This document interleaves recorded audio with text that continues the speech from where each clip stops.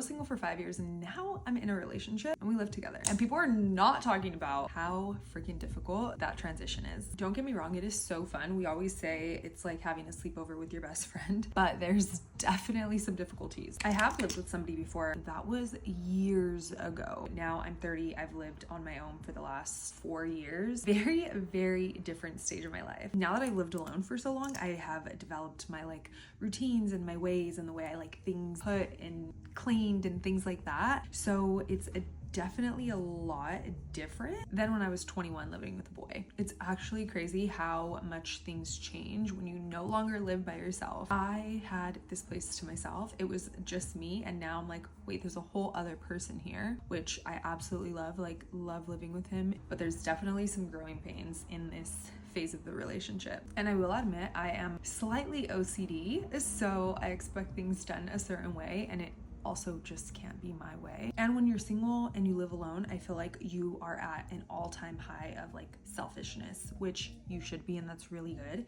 But that all ends when you get into a relationship, especially if you guys live together. My best piece of advice is going to be like really defining people's responsibilities before moving in, not once you move in. Like having those clear-cut expectations of each other before is going to be key and like save a lot of frustration. And I'm learning as I go. I had no idea because this stage is so exciting, the most exciting. So you want to be able to enjoy it and have fun, and like really just setting expectations before moving in is going to allow you to just like know what it is you're getting yourself into before you get into it. And it's also just like really so much better for everybody involved when there are clear-cut expectations. Everybody knows what the responsibility is, what everybody's expecting of each other. There's no blurred lines, no gray area. When you do get to this phase though, it is so freaking fun. But that is my advice to you. Lay out expectations, responsibilities, just all of the things. So if moving in with your partner is something that you are thinking of doing, gonna do soon, considering, I highly suggest you take my advice. I'm living